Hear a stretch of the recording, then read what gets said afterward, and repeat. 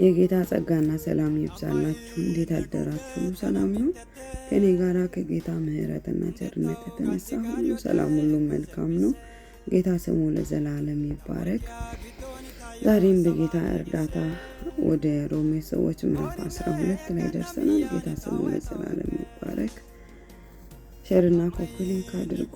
ዘመናችሁ ይባረክ። በክርስቶስ ኢየሱስ ስም አነባለሁ። እንግዲህ ወንድሞች ሆይ ሰውነታችሁን እግዚአብሔርን ደስ የሚያሰኝና ሕያው ቅዱስን መስዋዕት አድርጋችሁ ታቀርቡ ዘንድ በእግዚአብሔር ርኅራኄ እለምናችኋለሁ። ደግሞአለሁ ይህን ቃል።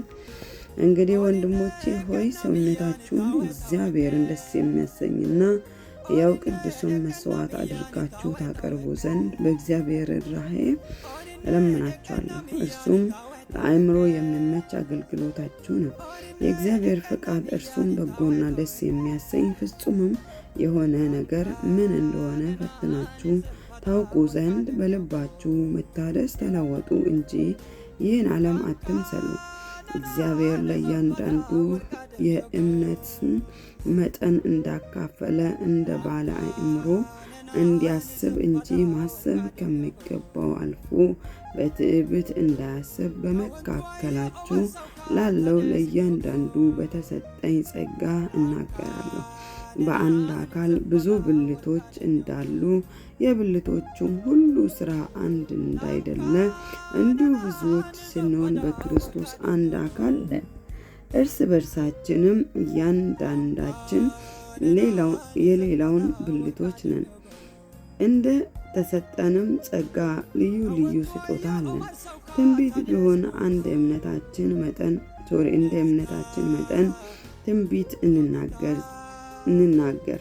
አገልግሎት ቢሆን በአገልግሎታችን እንትጋ። የሚያስተምርም ቢሆን በማስተማር ይትጋ። የሚመክርም ቢሆን በመምከሩ ይትጋ። የሚሰጥ በልግስና ይስጥ። የሚገዛ በትጋት ይግዛ። የሚምር በደስታ ይማር። ፍቅራችሁ ያለ ግብዝነት ይሁን። ክፉን ነገር ተጸየፉት፣ ከበጎ ነገር ጋር ተባበሩ። በወንድማማች መዋደድ እርስ በርሳችሁ ተዋደዱ፣ እርስ በርሳችሁ ተከባበሩ። ለሥራ ከመትጋት አትለግሙ። በመንፈስ የምትቃጠሉ ሁኑ። ለጌታ ተገዙ።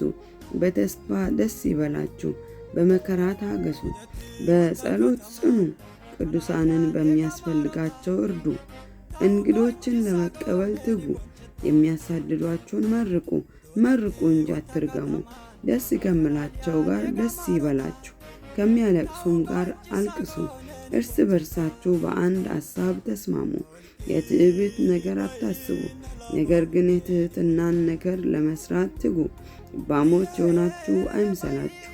ለማንም ስለ ክፉ ፈንታ ክፉን አትመልሱ። በሰው ሁሉ ፊት መልካም የሆነውን አስቡ። ቢቻላችሁስ በእናንተ በኩል ከሰው ሁሉ ጋር በሰላም ኑሩ። ተወዳጆች ሆይ ራሳችሁ አትበቀሉ፣ ለቁጣ ፈንታ ስጡ እንጂ በቀል የእኔ ነው፣ እኔ ብድራቱን እመልሳለሁ ይላል ጌታ ተብሎ ተጽፏልና። ጠላት ግን ብራብ አብለው፣ ቢጠማ አጠጣው። ይህን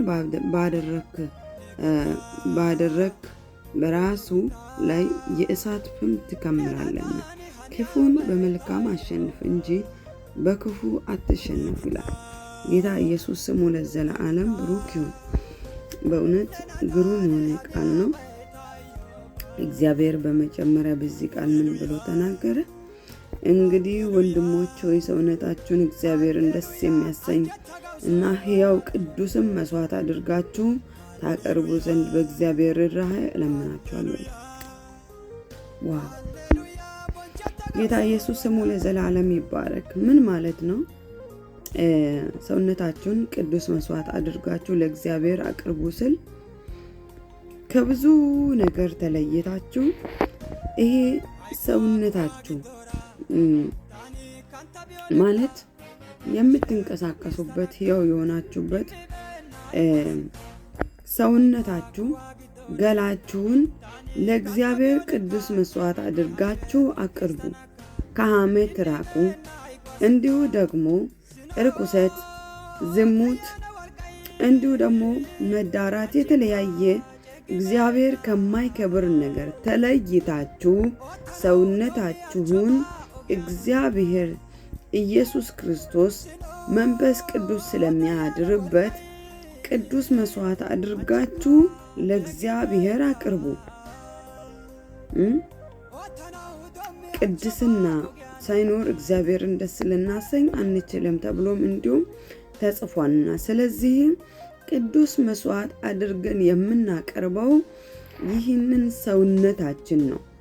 በዚሁ ሰውነታችን እርኩሰትን ከሰራን፣ በዚሁ ሰውነታችን ሌላውን ደግሞ ካማን፣ በዚሁ ሰውነታችን እንዲሁ ደግሞ ሌሎቹን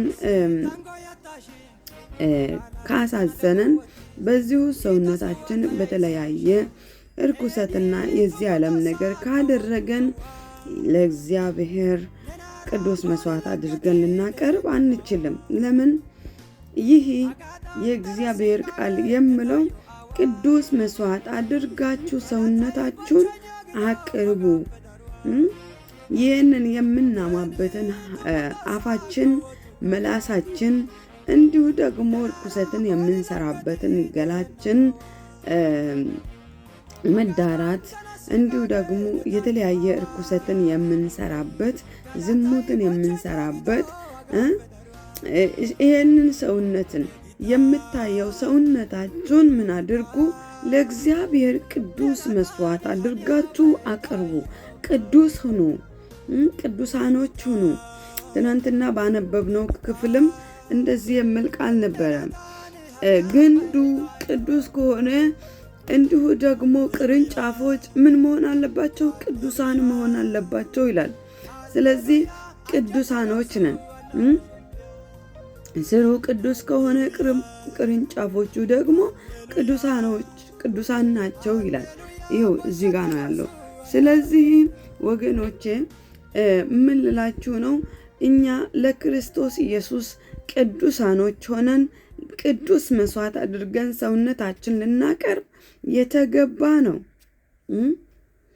እግዚአብሔር ለእያንዳንዱ የእምነት መጠን እንዳካፈለ እንደ ባለ አእምሮ እንዲያስብ እንጂ ማሰብ ከሚገባው አልፎ በትዕቢት እንዳያስብ በመካከላችሁ ላለው ለእያንዳንዱ በተሰጠኝ ጸጋ እናገራለሁ ይላል። ትዕቢተኛ እግዚአብሔር ይጠየፈዋል። ትዕቢተኞች ልንሆን አይገባም በፍጹም። ምንም አይነት ነገር ቢኖረን በክርስቶስ ኢየሱስ ፊት ራሳችን አዋርደን ቅዱስ ሆነን በፊቱ መቅረብ እንጂ ሲጀመር ትዕቢት ሲመጣ ውርደት ይመጣል ይላል። ስለዚህ ውርደትን ከሚያመጣ ከእግዚአብሔር ፊት ከሚያጎድል ትዕቢት ነገር በውስጣችን ሊኖር እንዲሁም ደግሞ አውጥተንም ልንናገር አይገባም። እግዚአብሔር ስሙ ለዘላለም ይባረክ። እርስ በርሳችንም እያንዳንዳችን የሌላው ብልቶች ነን ይላል። ጌታ ስሙ ይባረክ። እርስ በርሳችን ለማን? ለሌላው። እኔ ለሌላው ለእህቴ ለወንድሜ አካል ነኝ። ስለዚህ እንዲሁ ደግሞ ሌላው ምን አለ? ለቅዱሳኖች በሚያስፈልጋቸው ለቅዱሳኖች በመከራ ታገሱ። ቅዱሳንን በሚያስፈልጋቸው እርዱ፣ እንግዶችን ለመቀበል ትጉ ይላል የእግዚአብሔር ቃል። እኛ ለሌሎች ልንሰጥ፣ ለቅዱሳኖች ልንሰጥ ግድ ነው ያለብን፣ ውዴታ አይደለም። ስለዚህ በመስጠትም መትጋት እንዳለበት፣ እንዲሁም ደግሞ የሚመክር በመምከር ይትጋል፣ እንዲሁም ደግሞ የሚያስተምርም በማስተማር ይትጋ። ከመትጋት መቆጠብ እንደሌለበት፣ የሚሰራውን መልካሙን ነገር አጥብቆ ሰው መስራት እንዳለበት የእግዚአብሔር ቃል ያስረዳል። ጌታ ኢየሱስ ሲባረክ። ደቂቃውም አልቋል። ወዳችኋለሁ። ይህን ቃል በእውነት ራሳችሁ ደግማችሁ ደጋግማችሁ አንብቡ። ወዳችኋለሁ። ቀናችሁ ብሩክ ይሁን።